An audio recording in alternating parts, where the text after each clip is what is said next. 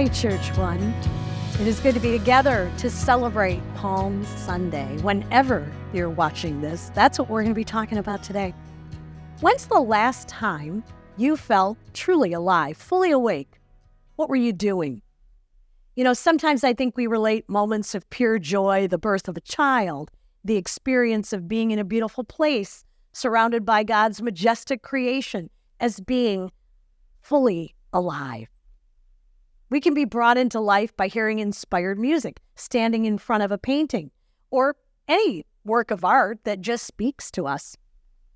I think equally true is that difficult experiences can awaken us as well. Sometimes I think it's why wars have been so constant throughout human history, because people need to feel alive, feel like they're fighting for something. You get a tough diagnosis, or maybe somebody you love does. Back in 2007, just before my dad and his wife Ann came to live with us for a few months while he was being treated at Hopkins for cancer, I remember talking to Ann on the phone. She was telling me about a song that she liked, and the theme of it was things are never going to be the same. And she said she knew that they weren't going to be. But she also said, not in a bad way. The sunsets will be more beautiful. We'll appreciate them more now. I think in the face of death, whether our own or someone we love, we suddenly just feel more alive. If you have an Instagram account, you've no doubt seen the short video of Dean Lewis. He's a singer-songwriter from Australia. His song is called How Do I Say Goodbye? It's about his dad, just after his dad got a cancer diagnosis back in 2019. At the time, his doctor said he had a 25% chance of surviving, but most likely would die within the year. He was in his 50s at the time, his dad. So you can feel the desperation in Dean's voice as he sings these words. Early morning, there's a message on my phone. It's my mother saying, darling, please come home. I fear the worst, but how could you leave us all behind? There's so much to say, but there's so little time. So how do I say goodbye to someone who's been with me for my whole damn life? You gave me my name and the color of your eyes. I see your face when I look at mine. So how do I say goodbye? A lot of people assume his dad died after they hear him sing that song, but indeed he's actually now in remission, and he often gets on stage with Dean and sings the song with him. Someone tells you they don't love you anymore. A boss says you're not needed anymore. Your teenager or your adult child becomes distant and uninterested in having a relationship. Maybe they're intent on pushing back on all you hold sacred, and suddenly you wake up a little more. The Bible is full of reminders about waking up. 1 Thessalonians 5:6. You've got Paul and Timothy. They're writing to the church of the Thessalonians, and they're talking about Christ's return, him coming like a thief in the night. And they say, so then, let us not be like others who are asleep, but let us be alert and self-controlled. Romans 13:11. The hour has come for you to wake up from your slumber, because our salvation is nearer now than when we first believed. After his death and resurrection, there was a felt anticipation for Christ to come back. Many of his disciples talked about it, perhaps because when he was present, when he was standing next to them, walking with them, they felt more alive. They felt awake.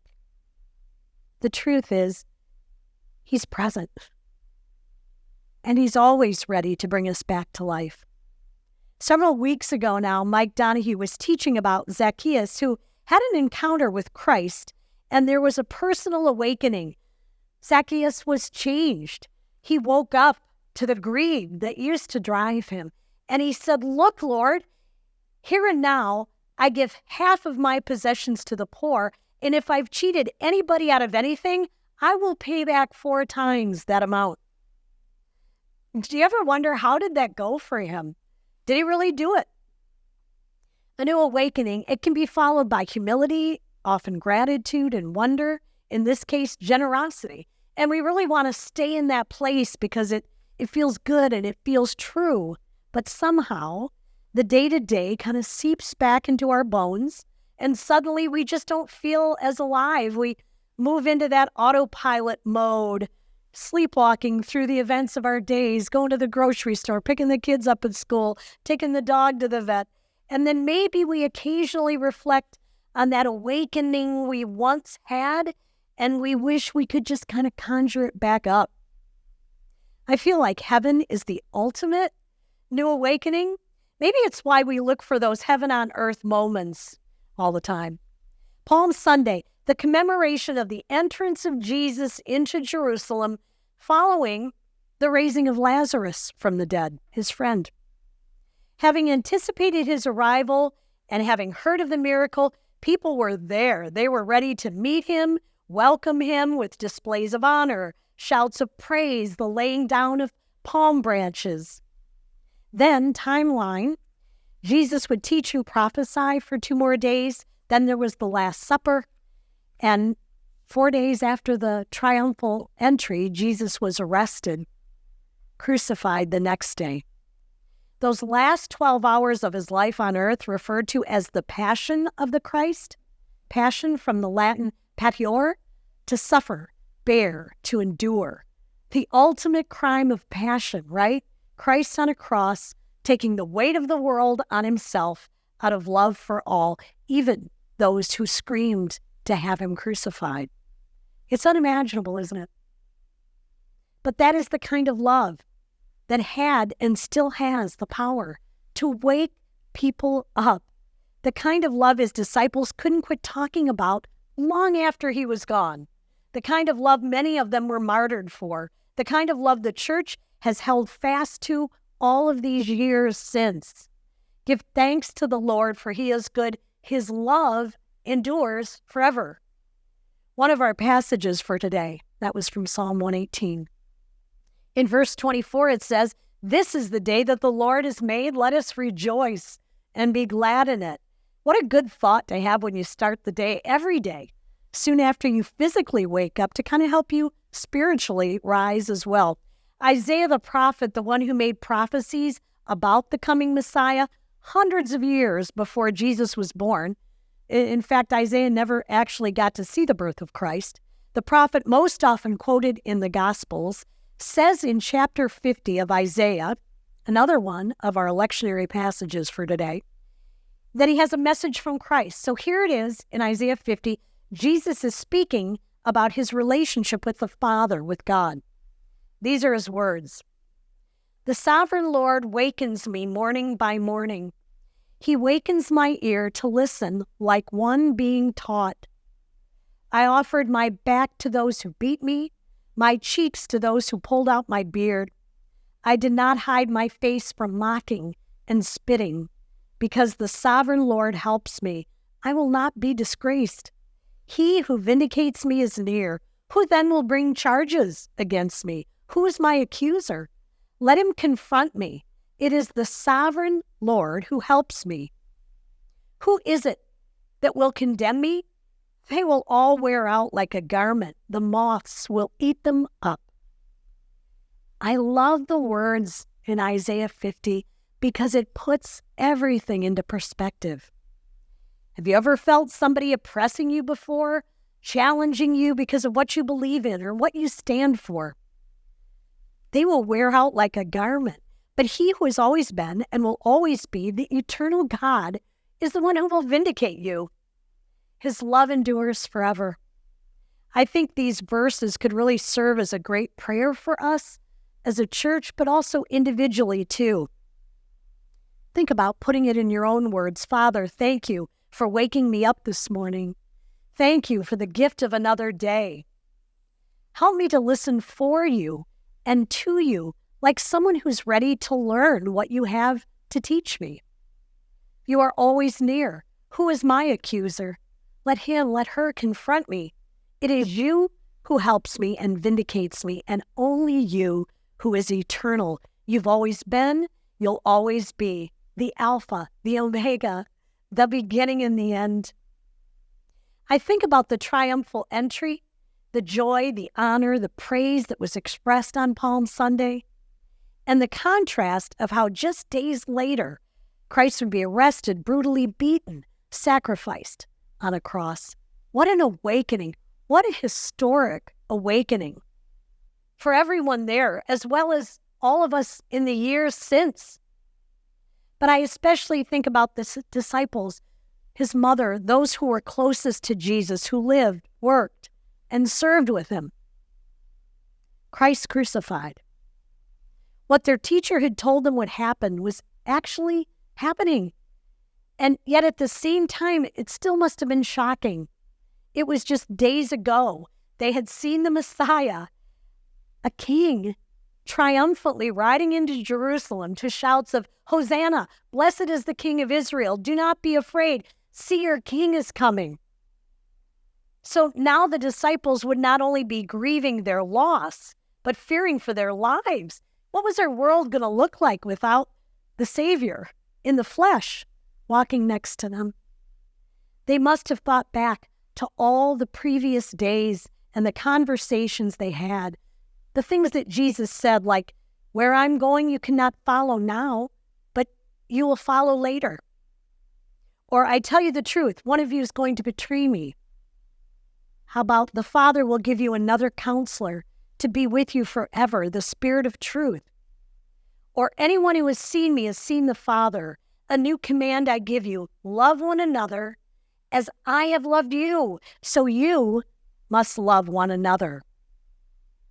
By this, all men will know that you are my disciples, if you love one another." Or, "Now is your time of grief, but I will see you again, and you will rejoice, and no one will take away your joy." What a great promise to give his disciples. But even though he foretold all the things that were going to happen to him, to the disciples it must have felt so fast, so sudden. How did we get from "Hosanna, blessed be the King of Israel," to crucify him? Crucify him in just a few short days. I bet it felt cruel and painfully lonely. And yet this would be a moment of awakening and wonder that would echo through eternity. I think sometimes we get woke up by surprise. What if we actually prayed to be awakened? The late Father Anthony de Mello, a Jesuit priest from India, once said, "Most people, even though they don't know it, are asleep. They never understand the loveliness and the beauty of this thing that we call human existence." Father, awaken us. Keep us from walking through life only asking in every situation, "How does this affect me?" Save us from ourselves and our limited vision. Years ago, I had a boss, and she said that that's all that people ever wanted to know. If there was a change at work, a new way of operating, new people being hired or fired or promoted, each employee just wanted to know, "How does this affect me?" It's our original nature. It's that sin nature to just focus on ourselves, but it's not God's nature. So maybe pray to see the world from his perspective. Remember, he said to love one another. Maybe the question we should be asking is not, "How does this affect me?" but maybe we should turn to someone else and say, "How does this affect you?" Maybe you haven't made a choice to follow Jesus. You're watching this video because you're just curious, or maybe there's a friend of yours in the room, family member who's watching, and you're just listening in. But you could ask him to make himself known. The band called the 1975 has a song written by their lead singer, Matt Healy, and it's called "If I Believe You." It's about trying to believe in God. In fact, if you Google a description of what the song means, here's what it says. The song is a cry to Jesus. The artist struggles mentally, questioning if his lack of belief is preventing him from finding purpose. Finding purpose is what makes us come alive, yeah? Part of the song asks this. I think this is kind of interesting. "God, if you made me, you probably shouldn't have made me an atheist." But he goes on, "I'm broken and bleeding and begging for help, and I'm asking you, Jesus, show yourself. If I'm lost, then how can I find myself? If I'm lost, then how can I find myself?" I think starting with asking the Creator, the one who made you, for help is a really solid place to begin if you're trying to be found. Luke 19:10 says, "For the Son of Man came to seek and save" who? The lost. On social media, one person, his name is Jonathan, responded to this question, okay? Can I find myself without the help of God? Jonathan said, God has never been there. We only ever help ourselves.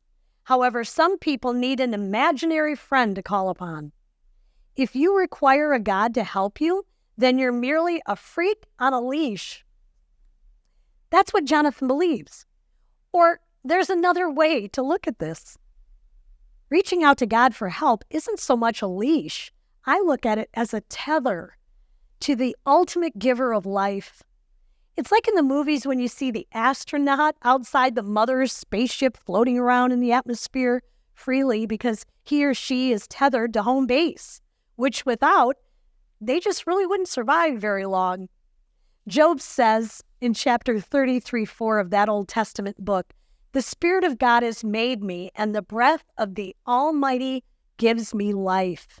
1 John 5:12, "Whoever has the Son has life. Whoever does not have the Son of God does not have life." It's a really important question to ask. If I am lost, how can I be found? In Jeremiah 1:8, the Lord says to Jeremiah, "For I am with you. I will rescue you." He cares about those who feel unsure, feel lost. How many times a day do you need to be rescued from yourself? I mean, we can get lost in our thinking, kind of distracted in our ruminating over all the details of our lives, right? I don't know about you. I need to be tethered from the inside out to the source of life. It's the cry of my soul. Lord, without you, I fall apart. You're the one that guides my heart. Lord, I need you. Think of the old hymn. I need you. Every hour I need you. Where sin runs deep, your grace is more. And where you are, Lord, I am free. Holiness is Christ in me. Teach my soul to rise to you when temptation comes my way. And when I cannot stand, I'll fall on you. Jesus, you're my hope and stay. Jesus was alive on Palm Sunday and celebrated as he rode into Jerusalem to shouts of Hosanna. He was alive 3 days after his crucifixion, and he lives today, the shepherd, the healer, the way, the truth, and the life. I pray that he will continue to breathe new life into you and me and to help us wake up. Wake up. I want to thank you for just watching us on this video today. And I'd love to have you join us. Good Friday, 6 p.m. on Easter. There are 2 services, one at 9 and one at 10:30. So for Good Friday and the 10:30 service on Easter, we have nursery and preschool being provided. I also want to remind you that after that 10:30 service on Easter, it is the Great Egg Hunt at 11:30. God bless you, ChurchOne, during Holy Week.